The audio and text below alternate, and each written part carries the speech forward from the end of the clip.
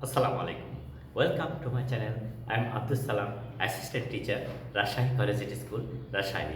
My dear viewers, today I am going to make this video especially for the upcoming examinations and the examinees because right form of verbs a very important topics for the examinees because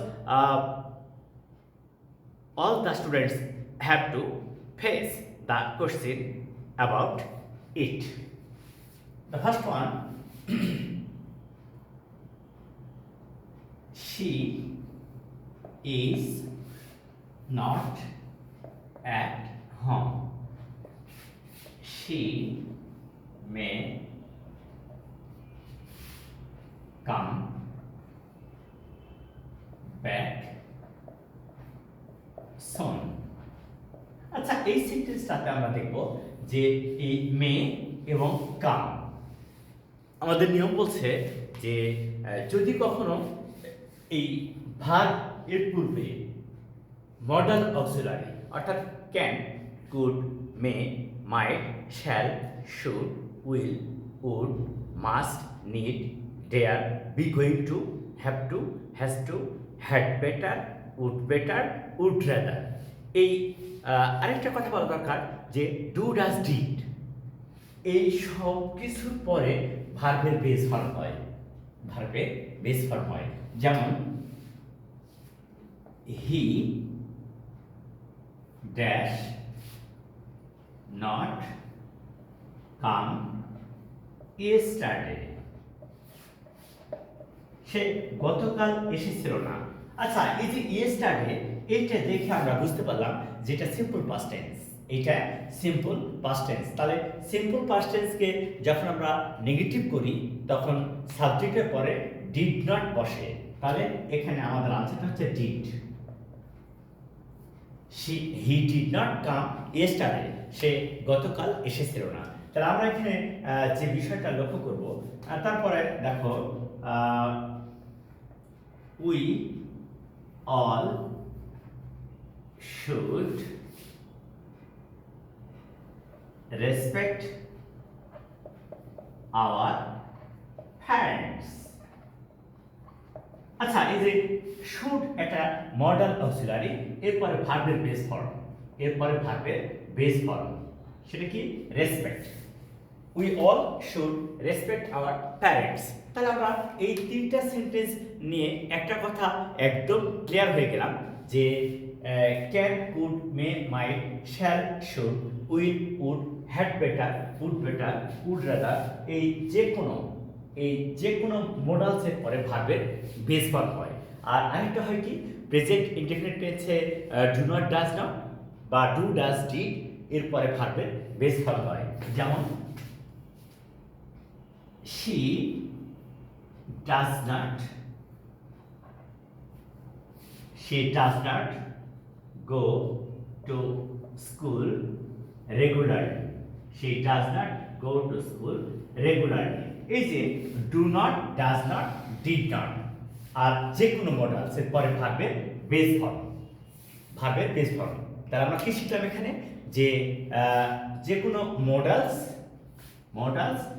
এবং present টেন্সে do not, does not এবং past টেন্সে did not এদের পরে ভার্বের base form হয়, ভার্বের base form হয়। একদম সহজেই আমরা এটা শিখতে পারবো।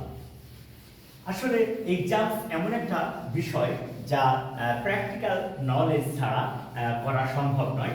নিয়মিত যারা প্র্যাকটিস করে এবং প্র্যাকটিসটা হতে হবে based on grammatical rules, then the students will be very comfortable, they will feel comfortable at the time of answering the questions. Look at it.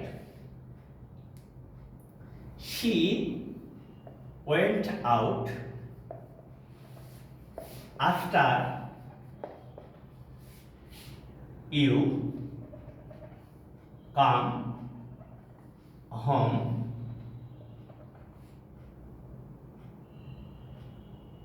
yesterday.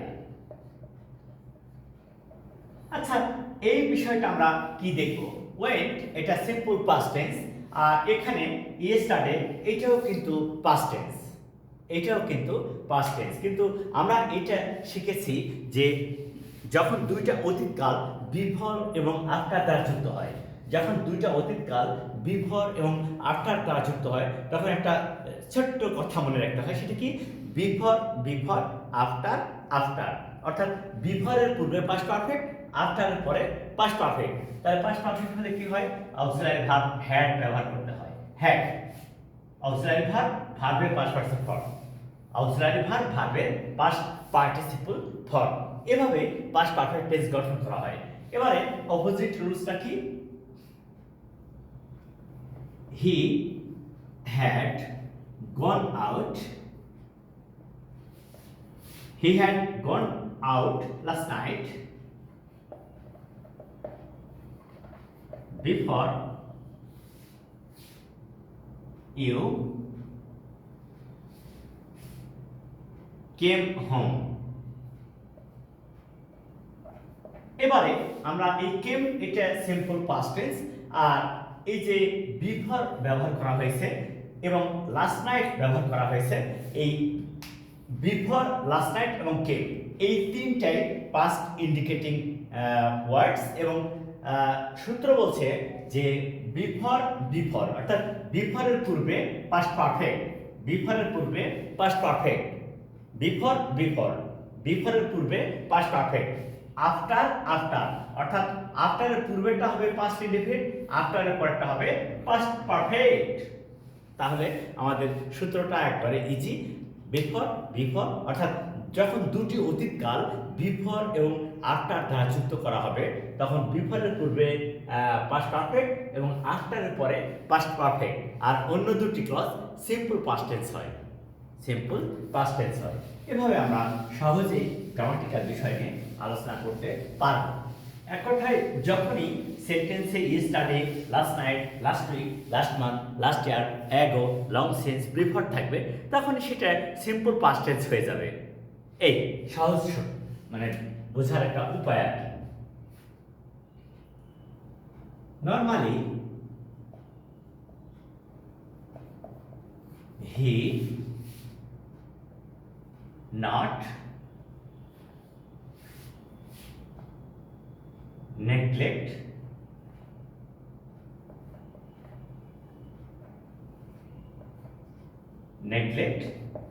time।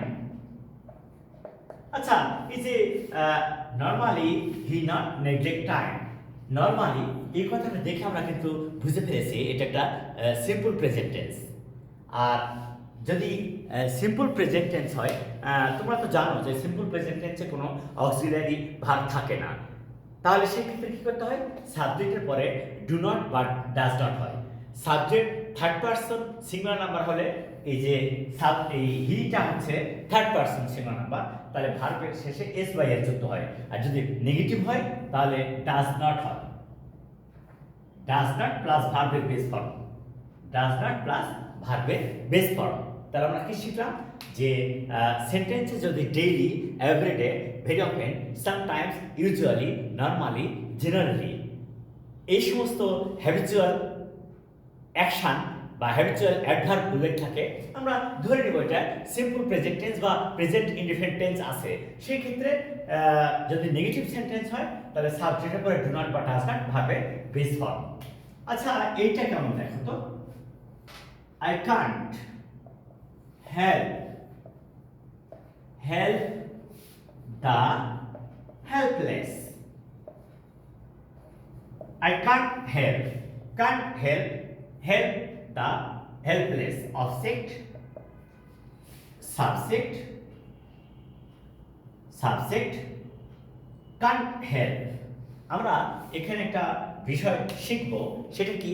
যদি সেন্টেন্সে can't help, couldn't help, would you mind, don't mind, with a view to, look forward to, get used to, এর যে কোনো একটা phrase উল্লেখ থাকলে তারপরে ভার্বের সাথে আইএনজি যুক্ত হয়, তাহলে এখানে উত্তরটা কি হবে? Helping.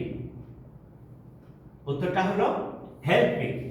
I can't help helping the helpless. আমি অসহায়দের সাহায্য না করে পারি না।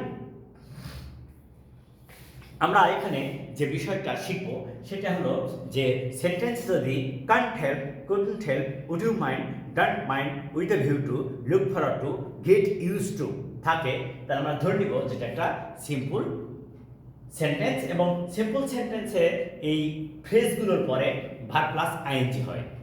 এটা সহজেই বোঝার কথা। সো মাই ডিয়ার ভিউয়ার্স, আমরা আজকে মাত্র সামান্য কয়েকটা রুলস আলোচনা করলাম যা তোমাদের পরীক্ষার জন্য অত্যন্ত গুরুত্বপূর্ণ। তাই ভিডিওটা শুরু থেকে দেখো এবং শেষ পর্যন্ত বুঝে তারপরে শেয়ার করে দাও তোমার ফ্রেন্ডসদের, তারাও দেখতে পারবে। আসসালামু আলাইকুম।